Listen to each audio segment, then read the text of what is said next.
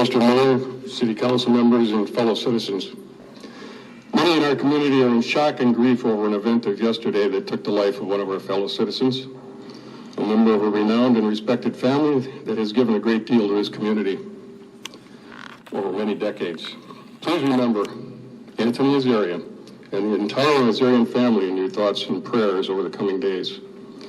I know that their faith will sustain them through this time, but I also believe that knowing the rest of our community shares their grief will be an immeasurable comfort to them.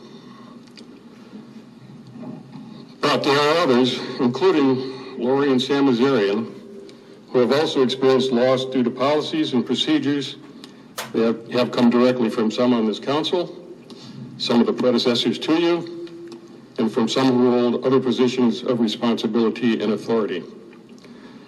Grief, disappointment, and anger are powerful emotions. The grief we are experiencing as a community is due to a sudden and irreversible tragedy and will dissipate with time for many of us.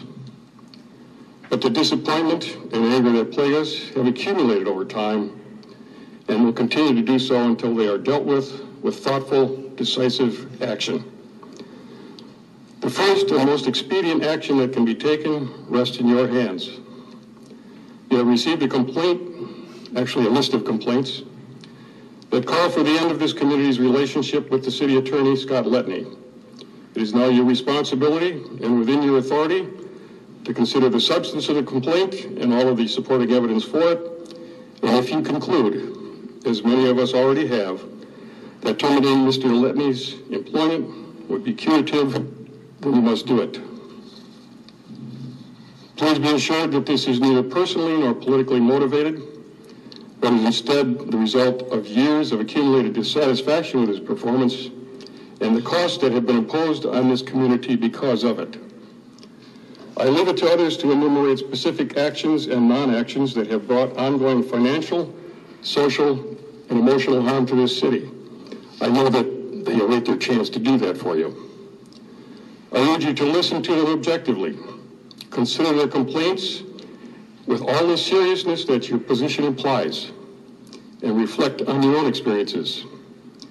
Then do as your intellect and your responsibility to the city direct you. Thank you, and I wish you courage and wisdom as this matter unfolds. The next speaker is Harry Waite, 4353 Cheyenne Street, Union Grove, speaking on the city attorney.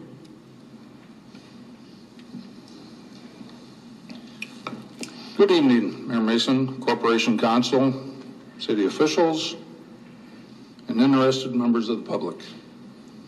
I wish to speak tonight about the alarming issue within the city of secrecy. Secrecy in public is a cancer.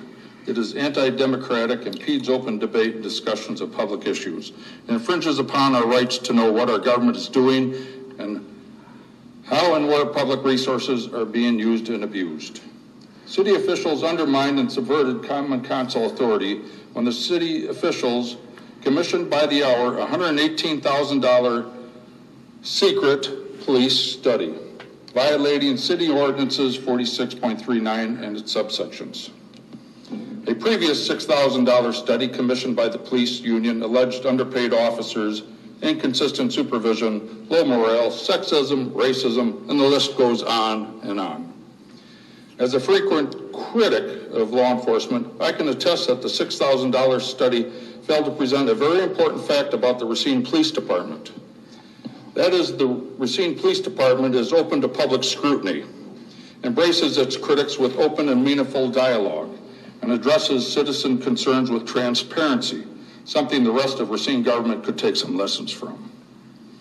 It is public money that paid for the secret $118,000 police study, and there is no transparency by withholding the police study from the public.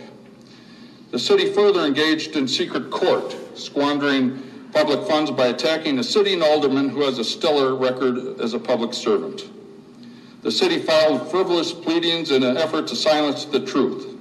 These secret court filings by the city of Racine are of national embarrassment, showcasing a secret court that will live in infamy. In 15 months as mayor, a dark shroud of secrecy has overtaken the city. It is a political phenomenon called corruption. Secret surveys, secret meetings, secret government, and secret courts. I ask the council to forward my complaint to the Ethics Committee for action. Thank you. The next speaker is Patrick Fagan, 3943 Pine Hill Boulevard in Mount Pleasant, speaking on Attorney Letteney. I did not prepare a statement, so I'm going to shoot from my heart. All of you, this is not directed at any one of you. You have sat and watched Mr. Letteney manipulate and move around, bypassing the law that the Constitution of Wisconsin and the United States, the owners and tenants of Machinery Row laid down on their backs for the city to walk across them. And then when we got up and filed a complaint about it, the first word out of the city attorney's mouth, which was through Nicole Larson at the time, who is no longer employed, said, well, yeah, they laid down, but they didn't lay down flat enough. I can't believe that you all, as a group, have sat and done nothing and watched this go by and done absolutely nothing to stand up for people who have been residents and employed. And the city hires people that are from, not even from the area, to take city positions for what purpose? What about local people?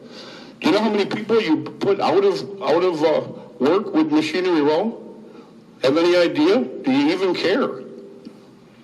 I'm going to prepare a 50-page little booklet on the impact that this has done to the owners and tenants, and you guys need to study on this. Not just talking Racine, but the actual people that this has ruined their life. Unfortunately, the Azarians are not able to be here today, so I'm going to speak somewhat for them.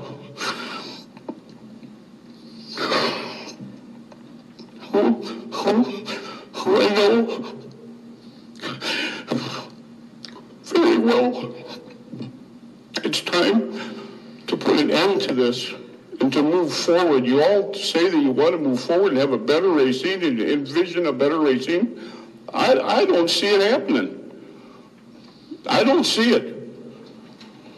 You all have a chance to move this city forward. And this proposal, this complaint with Mr. Letteney, he's just doing what he's told by his boss. Maybe there needs to be some other things considered too. I'm running out of time, but I'll sum it up by it's time to change, the history of and the positioning of Racine. Let's move forward together on this.